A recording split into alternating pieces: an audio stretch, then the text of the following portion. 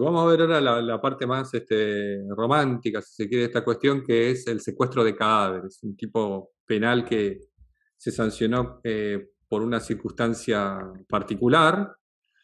Lo que es interesante del caso de los Caballeros de la Noche no es la circunstancia del robo, a mi manera de ver, estoy dando mi opinión.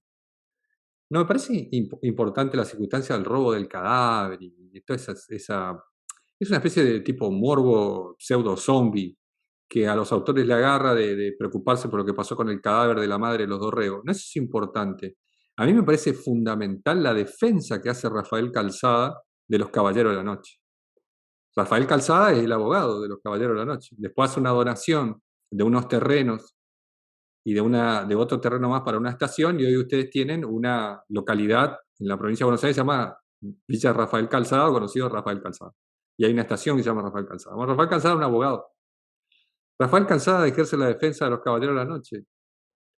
Y en esta circunstancia, que donde se produce un secuestro, se produce el secuestro supuestamente de un cadáver de una familia muy reconocida ¿cómo es? En Buenos Aires, una familia patricia, de muchos, piense usted que estaban hablando de familiares del propio Dorrego, y también como es cuñado y yerno de Rosas, del restaurador de las leyes. Y bueno, se produce hay un grupo anarquista que se llama Los Caballeros de la Noche. Los Caballeros de la Noche es un nombre utilizado por un grupo anarquista. En realidad, Los Caballeros de la Noche es el nombre del grupo anarquista. Estos son eh, una banda criminal nomás, que se ponen esos nombres para darle un poco más si se quiere, de romanticismo al hecho, pero no deja de ser un caso de criminal. El problema es la defensa de Rafael Calzada, que en su momento se asienta sobre dos puntos esenciales. En primer lugar, la naturaleza jurídica del cadáver, fundamental aporte técnico de Rafael Calzada en su defensa. Le pregunta al tribunal, todo por escrito, ¿no? El juicio oral era en esa época era por escrito, estamos hablando de 1880 y pico. Le pregunta cuál es la naturaleza jurídica del cadáver, y en segundo lugar dice que eso no puede constituir hurto y hay una afectación a la garantía constitucional del artículo 18 de la ley previa. Así dice Rafael Calzada, se sancionara mañana el delito de robo de cadáveres, no podría aplicarse por el artículo 18 de la Constitución, y no estando reprimido, dice Rafael Calzada, la perturbación o destrucción de sepulcros en el Código Penal, la conducta es atípica, dice Rafael Calzada, y gana, tiene razón. Y son liberados los Caballeros de la Noche, ¿me entienden? O sea, más allá de que esta circunstancia ahí ustedes tienen en la foto de la lámina la tumba, ¿no? De la familia Dorrego. Si ustedes van a Buenos Aires, hay visitas guiadas. Yo cada vez que mi hermana en una época vivía en Buenos Aires, cada vez que nos íbamos a Buenos Aires nos íbamos al cementerio, porque mi hermana es una persona con título universitario en turismo y le encanta eso, y bueno, íbamos a recorrer ahí. Es como un punto turístico importante en Buenos Aires, el cementerio de la Recoleta. Ahí está el mausoleo de la familia Dorrego. Yo no les voy a hacer el cuentito de la familia Dorrego y qué pasó con ellos, sino que les voy a traer un video que les va a explicar en qué consiste esta circunstancia, y después analizamos en 5 segundos la cuestión relativa al tipo penal.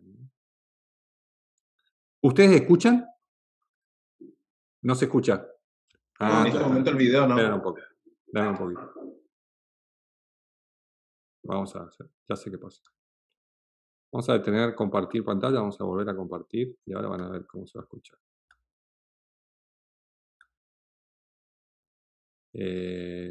Volvemos a esta cuestión.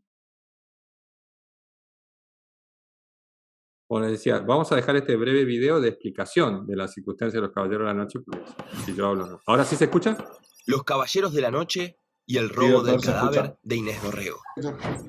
Hacia fines del siglo XIX, miles de inmigrantes llegaban cotidianamente al puerto de Buenos Aires. Uno de ellos fue el belga Alfonso Kerchowen de Peñaranda. Aquí se dio a conocer, entre los círculos selectos de la sociedad porteña, como miembro de una vieja y noble familia de Flandes. Aprovechando esta inserción, el 24 de agosto de 1881, Kerchowen cometió uno de los crímenes más curiosos de la historia del país: el robo del cuerpo de Inés de Dorrego, fallecida unos años antes y que estaba emparentada con el héroe federal Manuel Dorrego. Al frente de un grupo que se dio a conocer como los Caballeros de la Noche, el belga sustrajo el cuerpo de la difunta y envió una carta a su hija. Doña Felisa Dorrego de Miró, viuda de Mariano Miró y heredera del lujoso palacio ubicado en lo que hoy es la Plaza de Tribunales. En ella decía: venimos sin más comentarios a participarles a ustedes que los restos mortales de su finada señora madre, doña Inés de Dorrego, que reposaban desde poco tiempo en la bóveda de la familia de los Dorrego, han sido sacados por nosotros mismos, y pedían un rescate de 2 millones de pesos moneda corriente a pagar en el término de 24 horas. Informada sobre el hecho, la policía confirmó que los restos de doña Inés no estaban en la bóveda familiar, pero lograron encontrar el ataúd escondido en un sepulcro cercano. A fin de dar con los Caballeros de la Noche, se simuló el pago del rescate acordado y tras una persecución policial, la banda fue capturada. Lo curioso del caso fue que, si bien en la primera instancia Kerchowen y sus secuaces fueron condenados a la pena de 6 años de prisión por robo, esa sentencia fue apelada, dado que hasta ese momento el Código Penal no contemplaba el secuestro de cadáveres como delito. Así los acusados fueron inculpados de faltas disciplinarias menores y salieron en libertad. Por este hecho, en 1886 se incorporó al Código Penal que sufrirá prisión de 2 a 6 años el que sustrajere un cadáver para hacerse pagar su devolución. 200 años de historias destacadas, 200 años de historia, memoria y derechos. Ahí tienen ustedes que indudablemente es el proyecto del 86, de 1886 el que la incluye. Esa es la historia de los Caballeros de la Noche y bueno, nada más queda que les muestre más o menos. Ahí tienen ustedes la crónica del diario La Nación de la época, donde relata toda la cuestión y cómo los atraparon. Vieron que los condenaron en primera instancia por robo. Después viene la intervención de este abogado y hace esta apelación, digamos, y logra.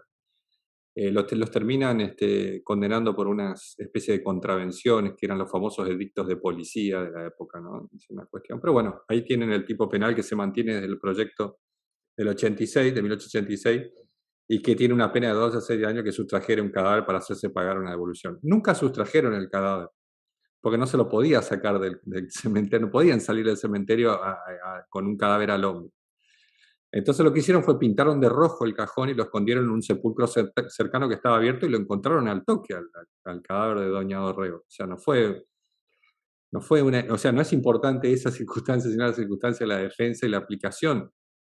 Piensen ustedes que nosotros nos dictamos una constitución en el 53, pero pasaron 10 años hasta que entró en vigencia, entre que las cuestiones relativas a las normas transitorias, la reorganización del interior, la llegada, el establecimiento de los diputados, todo eso, bueno, pasó esos años. Es decir, que las garantías constitucionales invocadas por el abogado tenían pocos años, o sea, eran cuestiones muy nuevas, y sin embargo el abogado logró la absolución de estos supuestos anarquistas. Era una malandrina, no era ningún anarquista, pero invocaban el nombre Caballero de la Noche porque Caballero de la Noche era una organización anarquista europea muy conocida en la época.